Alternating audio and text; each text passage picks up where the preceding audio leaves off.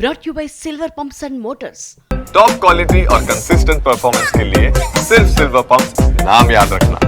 కాంగ్రెస్ పార్టీలో బీఆర్ఎస్ విలీనం అంటూ బీజేపీ నేతలు జ్యోతిష్యుల్లా మాట్లాడతారని మంత్రి పొన్నం ప్రభాకర్ విమర్శించారు. 10 ఏళ్ల పాటు తెలంగాణ అభివృద్ధికి సహకరించని బీజేపీ ఇప్పటికైనా కరీంనగర్ జిల్లాలో సైనిక్ స్కూల్ ఏర్పాటుకు సహకరించాలని కోరారు. సొంత పార్టీలో ఫ్రస్ట్రేషన్తోనే ఈటెల రాజేందర్ సీఎంపై అనుచిత వ్యాఖ్యలు చేస్తున్నారని పొన్నం అన్నారు. మంత్రి పొన్నం ప్రభాకర్ వ్యాఖ్యల పూర్తి సమాచారం టీవీ9 సీనియర్ కరెస్పాండెంట్ సంపత్ అందిస్తారు.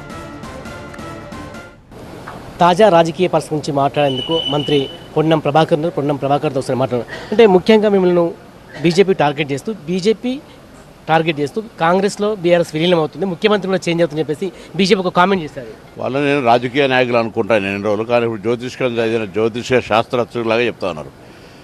కాంగ్రెస్ పార్టీకి భారతీయ జనతా పార్టీ ఎంత దూరం, బీఆర్ఎస్ పార్టీ కూడా అంతే దూరం. వాళ్ళు జాతీయ స్థాయిలో, వీళ్ళు రాష్ట్ర స్థాయిలో. వాళ్ళిద్దరి మధ్యలో సయోధ్య ఉన్నది. ఆ సయోధ్య బయటికి రాకుండా ఉండడానికి ముందే దొంగ అంటే భుజాలు తడుపుకున్నట్టు మా మీద ఆరోపణలు చేస్తారు తప్ప మాకు వాళ్లకు పూర్తిగా different of opinion, different of agenda. వీలైతే చేతనైతే తెలంగాణ ప్రయోజనాలకు గత 10 సంవత్సరాలుగా చేయలేని అభివృద్ధికి సంబంధించి తెలంగాణకు చేయడానికి ప్రయత్నం చేయండి. పొన్నం ప్రభాకర్ గారు కేంద్ర ప్రభుత్వం వచ్చే పథకాలను అడ్డుకుంటున్నారు, సైనిక్ స్కూల్ విషయం కూడా ప్రజలను తప్పదోరి పట్టించే ప్లాన్ చేసి చెప్పి బీజేపీ నేతలు చెప్తున్నారు. ముఖ్యంగా బండి సంజయ్ అంటున్నారు, నాకేం హక్కు ఉంది అడ్డుకోలేదు, కేంద్రం ఇవ్వాల్సింది. నేను ఎక్కడ అడ్డుకుంటున్నా?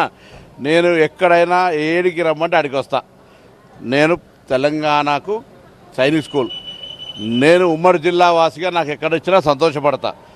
ఉస్నాబాద్ ఎమ్మెల్యేగా నాకు ఏమని అడుగుతా ఉన్నా, సిరిసిల్ల ఏడైనా పర్లే, తెలంగాణకు సైనిక్ స్కూల్ కావాలి. తెలంగాణ ప్రభుత్వం సైనిక్ స్కూల్ ఏర్పాటు చేయడానికి అవసరమైన అన్ని అంశాలను పరిశీలించి అమలు చేసి వాటికి ఎక్కడ కూడా అడ్డంకు లేకుండా చేసే బాధ్యత ప్రభుత్వం తరఫున నాది. 11-12 నుంచి వాళ్ళు అడగలేదా, మీరు ఇయ్యలేదా? ఇప్పుడు ఆ చర్చకు నేను బోదలుచుకోలే. సైనిక్ స్కూల్ రాలే, ఇది వాస్తవం. ఈ సంవత్సరం 20,000 మంది పిల్లలు ఆంధ్రప్రదేశ్లో ప్రత్యేకించి నాన్ లోకల్ కింద ఇచ్చినారు. పరీక్ష రాసి ఇబ్బంది పడుతూ ఉన్నారు.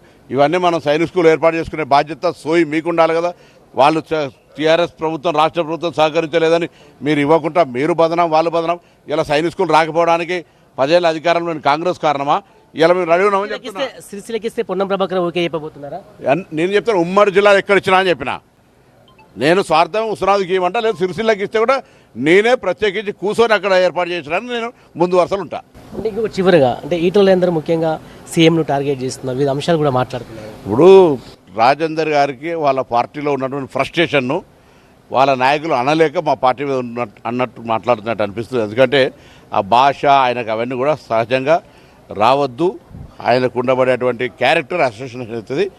ఎవరికైనా అంతకంటే ఒక్కటంటే తేరి బాప్కి అనేటువంటి పరిస్థితి ఉంటుంది.